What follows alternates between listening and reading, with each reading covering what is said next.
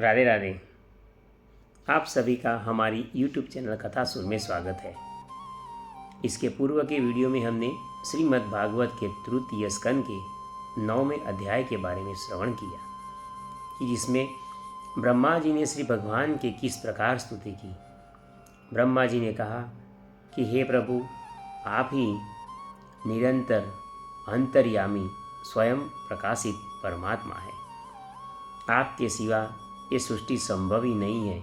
समग्र सृष्टि में आप ही विराजमान है और आपके अंदर ही समग्र सृष्टि विराजमान है। ऐसा कहकर उन्होंने आज के विषय में देखा जाए तो उन्होंने भगवान की स्तुति करते हुए कहा कि जब तक कोई पुरुष आपके अभय प्रद प्राप्त करने वाले इन चरणान बिंदों का आश्रय नहीं लेते, तब तक उन्हें घर, धन, स्त्री, पुत्र और अनेकों विषय आदि उसे सताते हैं और यही तो उसके दुख का मुख्य कारण होता है, जिसे वह समझ नहीं पाता और इधर उधर भटकता रहता है। इसी से मुक्ति पाने हेतु इसे आपके इन चरणान बिंदों का ही आश्रय लेना चाहिए, जिससे वह अभयप्रद प्राप्त कर सके। ऐसी अनेकों बार अनेकों विषय में स्तुति करते हुए ब्रह्मा जी आगे कहते हैं कि हर एक जीव को यज्ञ, दान, तपस्या ऐसे कठिन व्रत आदि करना चाहिए, जिससे आप प्रसन्न हो और आपकी प्रसन्नता होने के कारण ही अत्यंत शुभ फल प्राप्त होता है। ऐसा कौन सा फल है जो आपकी प्रसन्नता से न मिले? आप ही एकमात्र सबकी आश्रयदाता है। ऐसी स्तुति श्री ब्रह्मा जी ने भगवान की। इसके बाद श्री भगवान ने उन्हें अंतःपुर में दर्शन दिया और कहा कि ब्रह्मा जी, तुम सबसे पहले मंत्र दृष्टा हो।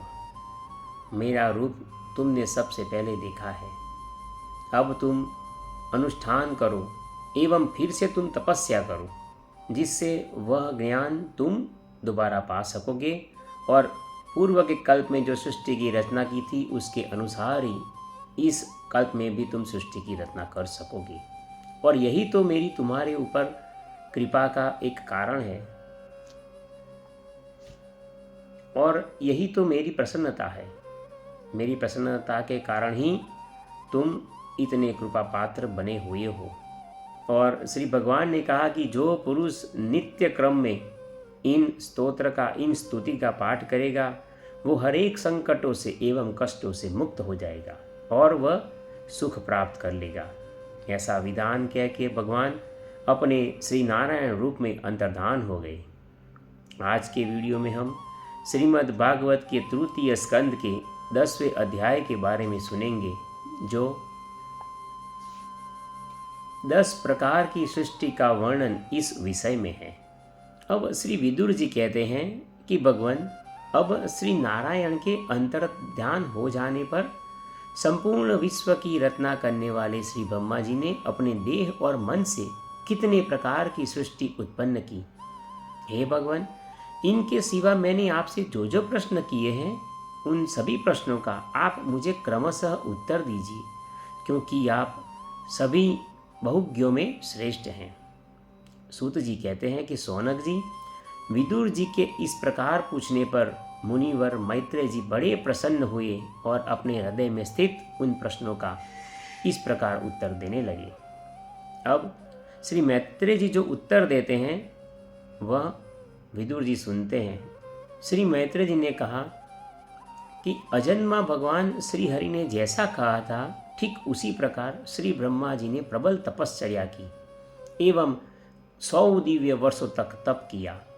ब्रह्मा जी ने देखा कि प्रलयकालीन प्रबल वायु के झकोरों से जिससे वह उत्पन्न हुई है तथा जिस कमल पर वे बैठे हुए हैं, वह कमल और जल दोनों कांप रहे हैं।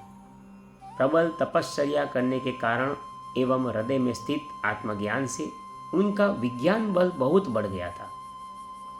फिर उन्होंने उस बल के कारण उस जल के साथ उस वायु को भी पी लिया, क्योंकि उन्होंने देखा था कि ये वायु के कारण ही ये जल और कमल ये दोनों कांप रहे हैं। इसीलिए उन्होंने वो जल वायु के साथ पी लिया। उसके बाद वे जो कमल पर ही विराजमान थे, वही आकाशव्यापी कमल को देखकर उन्होंने विचार किया कि पूर्व कल्प में मैंने जो सृष्टि की रचना की थी और वे जो लोकों को मैंने रचा था, इसी के प्रकार ही मैं इस लोकों को इस बार भी रचूंगा।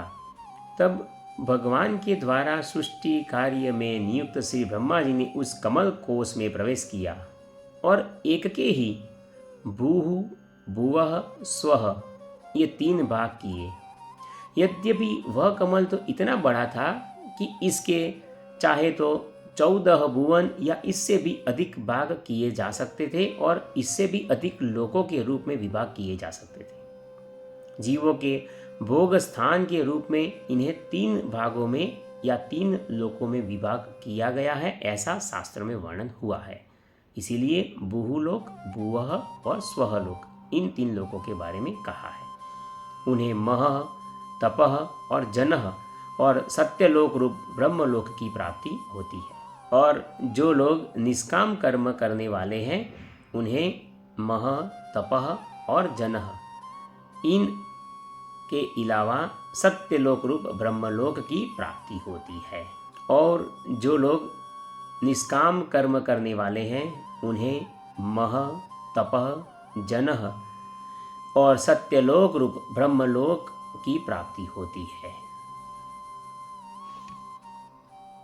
यह सुनकर विदुर जी कहते हैं कि ब्राह्मण, आपने अद्भुत कर्मा विश्वरूप श्री हरि की जिस काल नामक शक्ति की जो बात की थी, प्रभु उसे कृपया विस्तार पूर्वक आप मुझे कहिए, क्योंकि वह काल नामक शक्ति क्या है, इसे क्या कहते हैं, इसका मुझे वर्णन सुनना है। कृपया आप मुझे कहिए। यह सुनकर श्री मैत्र जी ने कहा कि विषयों का रूपांतर होता ही रहता है। एक विषय दूसरे विषय में परिवर्तित हो जाता है और फिर एक बार उसी विषय किसी और विषय में परिवर्तित हो जाता है। इसीलिए इसका रूपांतर यानी कि बदलना ही काल का आकार होता है। स्वयं तो वह निर्विशेष, अनादि और अनंत है। उसी को ही निमित्त बनाकर भगवान खेल खेल में अपने आप को ही इस सृष्टि के रूप में प्रकट कर देते हैं। पहले यह सारा विश्व भगवान की माया से लीन होकर ब्रह्म रूप से स्थित था। फिर उसी को अव्यक्त मूर्ति काल के द्वारा भगवान ने पुनः पृथक रूप से प्रकट किया है। यह जगत जैसा अब है वैसा ही पहले था और भविष्य में भी वैसा ही रहेगा। यही काल है और इसकी सृष्टि 9 प्रकार की है तथा प्राकृत और वैकृत भेद से एक 10वीं सृष्टि और भी है और इसका प्रलय काल, द्रव्य तथा गुणों के द्वारा 3 प्रकार से होता है। अब पहले मैं इन 10 प्रकार की सृष्टि का वर्णन करता हूँ, वह तुम सुनो। पहली सृष्टि महतत्व की है। भगवान की प्रेरणा से सत्वादि गुणों में विषमता होना ही इसका स्वरूप है। दूसरी सृष्टि वह अहंकार की है, जिससे पृथ्वी आदि पंचभूत एवं ज्ञानेंद्रिय और कर्मेंद्रियों की उत्पत्ति होती है। तीसरी सृष्टि भूत सर्ग है, जिसमें पंच महाभूतों को उत्पन्न करने वाला तन्मात्र वर्ग रहता है। चौथी सृष्टि इंद्रियों की है, यह ज्ञान और क्रिया शक्ति से संपन्न होती है। पांचवी सृष्टि सात्विक अहंकार से उत्पन्न हुए इंद्रियाधिष्ठाता देवताओं की है। मन भी इस सृष्टि के अंतर्गत आता है। छठी सृष्टि अविद्या की है। इसमें तामिस्त्र, अंधतामिस्त्र, तम, मोह और महामोह ये 5 गांठें हैं। यह जीवों की बुद्धि का आवरण और विक्षेप करने वाली है। ये 6 प्राकृत सृष्टियां हैं। अब वैकृत सृष्टियों का भी विवरण सुनो। जो भगवान अपना चिंतन करने वालों के समस्त दुखों को हर लेते हैं, यह सारी लीला उन्हीं श्री हरि की ही रचाई हुई है। वे ही ब्रह्मा के रूप में रजोगुण को स्वीकार करके जगत की रचना करते हैं। इन 6 प्रकार की प्राकृत सृष्टियों के बाद 7वीं प्रधान वैकृत सृष्टि इन 6 प्रकार के स्थावर वृक्षों की होती है, जिन्हें वनस्पति, औषधि, लता, त्वक्सार, विरुद्ध और ध्रुम ये कहते हैं। हम भी पढ़ते हैं कि विज्ञान में कहते हैं कि trees, plants, shrubs, herbs, climbers, creepers, ये सब के विषय में हम जानते हैं। इसका श्रीमद् भागवत के अंदर वर्णन पहले से ही किया गया है। इन छहों का संचार नीचे यानी कि जड़ से ऊपर की ओर होता है। देखिए, यहाँ जीव मनुष्य की भी आगे बात आएगी। यहाँ पे ये वनस्पति और जो विविध प्रकार के जो औषधि प्लांट्स, इन लता, इनके बारे में जो कहा हमने, विरुद्ध और ध्रुम, जीव मुंह से ऊपर से नीचे की ओर संचार करता है। मुंह से खाना खाता है तो ऊपर से संचार होता हुआ नीचे की तरफ जाता है। जबकि ये सब हमने जो बताए, वनस्पति, औषधि, लता, त्वक्सार, विरुद्ध और ध्रुम, ये सब प्रायः यानी कि जड़ से यानी कि नीचे से ऊपर की ओर वे संचार करते हैं। ये दोनों में बहुत सारी भिन्नता है। इनमें प्रायः ज्ञान शक्ति प्रकट नहीं रहती। ये भीतर ही भीतर केवल स्पर्श का ही अनुभव करते हैं तथा इनमें से प्रत्येक में कोई विशेष गुण रहता है। इसीलिए कहते हैं कि हर एक वनस्पति के अंदर भगवान ने जो सृष्टि की रचना की है, इसमें कहीं न कहीं कोई न कोई किसी न किसी प्रकार का गुण रहता है। अब वनस्पति किसे कहते हैं वो सुनिए। जो बिना मोर आए ही फलते हैं, जैसे गुल्लर, बड़, पीपल आदि, उसे वनस्पति कहते हैं। औषधि किसे कहते हैं? जो फलों के पक जाने पर नष्ट हो जाते हैं, वे, जैसे कि धान, गेहूं, चना आदि। अब लता किसे कहते हैं? जो किसी का आश्रय लेकर बढ़ते हैं, जैसे कि ब्राह्मी, गिलोय आदि। अब त्वक्सार किसे कहते हैं?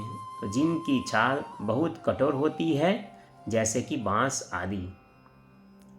विरुद्ध किसे कहते हैं? जो लता पृथ्वी पर ही फैलती है किंतु कठोर होने से ऊपर की ओर नहीं चढ़ती, जैसे खरबूजा, तरबूज आदि।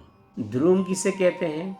जिनमें पहले फूल आते हैं और फूल आकर फिर उन्हीं फूलों के स्थान में ही फल लग जाते हैं, जैसे कि आम और जामुन आदि। 8वीं सृष्टि या तिर्यक योनियों की होती है, जो कि पशु पक्षियों की कही है। यह 28 प्रकार के नाम की मानी जाती है। इनके अंदर काल का कोई ज्ञान नहीं होता। तमोगुण की अधिकता के कारण ये केवल खाना पीना, मैथुन करना, सोना आदि ही जानते हैं। इन्हें सूंघने मात्र से वस्तुओं का ज्ञान हो जाता है। ये इनके अंदर एक विशेष गुण है। इनके हृदय में विचार शक्ति या दूरदर्शिता नहीं होती। हे साधु श्रेष्ठ, इन तिर्यकों में गौ, बकरा, भैंसा, कृष्ण मृग, सुअर, नीलगाय, रुरु नाम का मृग, भेड़ और ऊंट, ये द्विसप यानी कि 2 खूरों वाले पशु कहलाते हैं। गधा, घोड़ा, खच्चर, गौरमृग, सरभ और चमरी, ये एक सप यानी कि 1 खुर वाले हैं। अब 5 नख वाले पशु पक्षियों के नाम सुनो। कुत्ता, गीदड़, भेड़िया, बाघ, बिलाव, खरगोश, शाही, सिंह, बंदर, हाथी, कछुआ, गोह और मगर आदि पशु हैं। कंक यानी कि बगुला, गिद्ध, बटेर, बाज, भांस, भल्लुक और हंस, सारस, चकवा, कौवा और उल्लू आदि उड़ने वाले जीव पक्षी कहलाते हैं। विदुर जी, अब 9वीं सृष्टि के बारे में सुनो, जो कि मनुष्यों की है और वह एक ही है। इसके आहार का प्रवाह मुंह से नीचे की ओर होता है। मनुष्य रजोगुण प्रधान है और कर्मपरायण और दुख रूप विषयों में ही सुख मानने वाले होते हैं, जबकि स्थावर, पशु, पक्षी और मनुष्य, ये तीनों प्रकार की सृष्टियाँ तथा आगे कहा जाने वाला देवसर्ग वैकृत सृष्टि है तथा जो महतत्वादि रूप वैकारिक देवसर्ग है, उसकी गणना पहले प्राकृत सृष्टि में की जा चुकी है। इनके अतिरिक्त सनत कुमार आदि ऋषियों का जो कौमार सर्ग है, वह प्राकृत वैकृत दोनों प्रकार का है। देवता, पीतर, असुर, गंधर्व, अप्सरा, यक्ष, राक्षस, सिद्ध, चारण, विद्याधर, भूत, प्रेत, पिशाच और किन्नर, किमपुरुष, अश्वमुख आदि भेद से देव सृष्टि 8 प्रकार की है। हे विदुर जी, इस प्रकार जगतकर्ता श्री ब्रह्मा जी की रची हुई यह 10 प्रकार की सृष्टि मैंने तुमसे कही। अब आगे वंश और मनवंतर आदि का वर्णन करूंगा। इस प्रकार सृष्टि करने वाले सत्य संकल्प भगवान श्री हरि ही ब्रह्मा के रूप से प्रत्येक कल्प के आदि में रजोगुण से व्याप्त होकर स्वयं ही जगत के रूप में अपनी ही रचना करते रहते हैं। ऐसे परमात्मा श्री हरि को मैं नमन करता हूँ। यहाँ पर श्रीमद् भागवत के तृतीय स्कंद का 10वां अध्याय विराम लेता है। इसके आगे की वीडियो में हम श्रीमद् भागवत के 11वें अध्याय के बारे में सुनेंगे कि मनवंतर आदि काल विभाग का वर्णन किस प्रकार श्री मैत्रेय जी करते हैं और किस प्रकार क्षण, सेकंड, दिन, रात, पल होती है और उसके अनुसार अयन होता है। घड़ी के मुहूर्त क्या है, दक्षिणायन, उत्तरायण, इन सभी के विषयों में एवं काल चक्र की गति क्या है, सूर्य और चंद्र की गति क्या है, इस विषय में श्री मैत्रेय जी श्री विदुर जी से कहते हैं। आप सभी से नम्र अनुरोध है कि कृपया आप हमारे वीडियो को लाइक कीजिए और हमारी यूट्यूब चैनल कथासुर को सब्सक्राइब कर दीजिए। आप सभी को राधे राधे।